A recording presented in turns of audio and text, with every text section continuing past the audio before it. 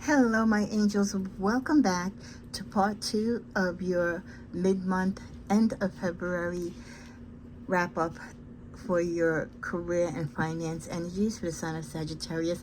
Wasn't planning to do 2 parts, but I got interrupted.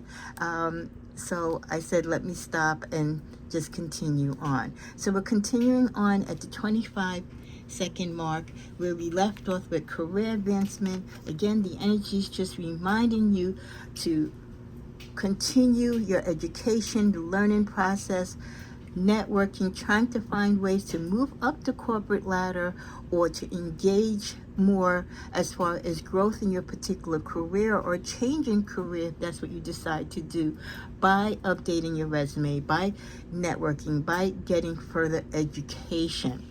Sometimes we hit like a brick wall, right?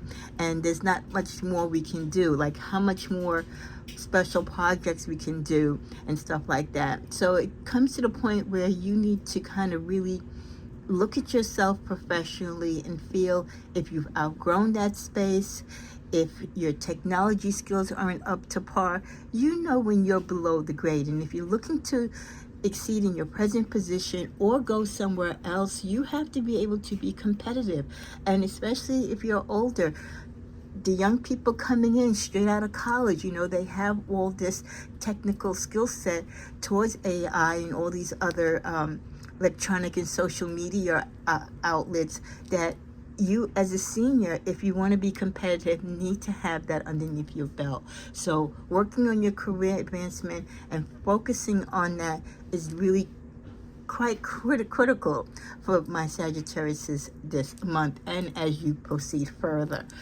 Achieving a work-life balance allows you to have the time to engage, to allow you time to study or to take on additional tasks or further education. So this way you can grow your career, which hopefully will then give you a better job, maybe a job where you can achieve better work balance by being able to work remote. So mostly everyone now in this lifetime doesn't want to work 5 days a week. They want a equally healthy balance of life for home and for work. So you should continue to strive, as many have, in your career and in your personal life, giving them both the same energy, not one taking over the other, setting priorities, setting boundaries, taking care of yourself to make sure you are a priority, and ensuring you have time not only to relax and have peace and quality of life for yourself, but also for your family. For many of you, a side hustle is something that maybe you're thinking about, or it could be suggested to you, or you feel that you need to do that because you're just not making it, not with your salary, your spouse's, or even whatever other family members might be contributing. So some of you for the first time might be thinking about doing a side hustle, a side job, partnering with someone, getting a little extra work maybe at your local church, your local library, a supermarket, or again, if you're skillful in talent, using that talent to market yourself on eBay, on YouTube, all these other marketplaces. There's so many places where you can showcase your talent digitally. Go to a flea market just to earn extra money. Just make sure you keep accurate records. So taking additional time to look into what those additional streams can be, whether it's physical or digital through YouTube and other platforms. There are many ways that you can find other areas to market your skills and to generate a side hustle. And for some of you, this is something new, but for others who've been doing it, look at the stockpile. There's a lot of money that can be, doesn't mean it might work for you, but a lot of people have achieved financial success, so much so that they're able to give up their 9 to 5 and be comfortable achieving the work-life balance while also doing their side hustle, which is something that gives them further enjoyment and allows them to travel and do everything, whereas the stationary 9 to 5 job doesn't. So don't kick a side hustle, because some people, it has worked out quite well for them. Doesn't mean it's going to work out quite well for you, but it doesn't hurt to take a chance.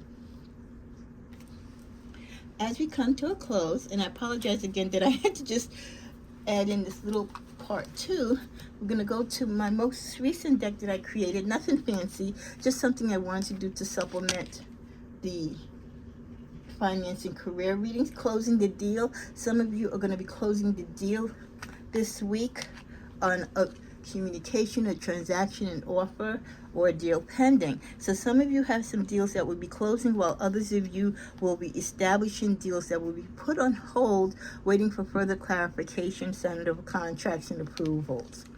Unpaid loans. Some of you need to look into unpaid loans. You might get notifications or collection notices that you're like, hey, where's this bill coming from? That's why it's so important to stay on top of your credit reports, your bills. When you change addresses, make sure that you are sending, your creditors or your debtors all your information so that you get this information on a current cycle. A lot of people move and say, oh great, now my bills won't follow me. Those bills are still going to follow you. They might not meet you at your new address, but they are still recording on your credit report. They're still gaining interest. So it's better to just address it before it gets so terrible that you find yourself really buried in debt. We also get make the right choice. Some of you might have to make the right choice this week regarding a choice of a job or a choice of how you're going to set priorities when it comes to your savings of your money. Some of you are switching money out of accounts. It might be deciding whether you want to change to a new broker or change to a new bank. Borrow from Peter to pay Paul. Those of you who are still struggling because you are not following your own boundaries, you're not sticking to your own goals, you're not keeping the promises that you made to yourself to get yourself out of financial debt, to put priorities on just necessity in spending and not just buying because you want to buy. If you can't afford it, let it stay on the shelf in the store. We close out with the last card of your boss doesn't like you. Some of you feel that your job might be in jeopardy, or you feel that you're not getting pay raises. Things are slighted for you because your boss doesn't like you. It could be actually factual, or it could be something that is just that you kind of feel, but it doesn't necessarily have to be that. But let's get a clarification on your boss not liking you as we close out. The fish. Okay, so let's see with the fish, clarifying your boss doesn't like you. Go all the way back here. So it is a positive card. Abundance, addiction, financial diversity card, taking control of things and getting ahead of the game. Business dealings, one-on-one or self-employed workers are represented by this card. So it could be, you might be taking it to the fact, you might be thinking that your boss doesn't like you, but that's probably not it. Your boss probably, again, people show their emotions quite differently. Not everyone operates the same. Your boss could actually be an admirer of you, and your boss might seem to be a little bit tougher on you because they expect more from you because they know you can do more. So don't be too hard on this boss, and because I feel like this person actually is looking at you maybe for promotion, or they see bigger and brighter things, or they feel like you're the type of person that you eventually will leave the team because of your skill set, because you're so productive. So I think they admire you and they see your talent and your gifts. And as much as they feel that, there's a place for you in the company, they also feel kind of saddened, I think, too, that you might leave. Look at this. And I got to start a business. Yeah. So it's not that your boss doesn't like you. They feel that you might not stay at the company because you are so great at what you do, and they realize your talents and skill set, that they see you eventually doing your own thing. Well, this has been a great update for your career and finances. Show some love. It doesn't cost you anything. Have a blessed remaining month of February, and come on back for the rest of the content and as we go through the new energies of March. Namaste.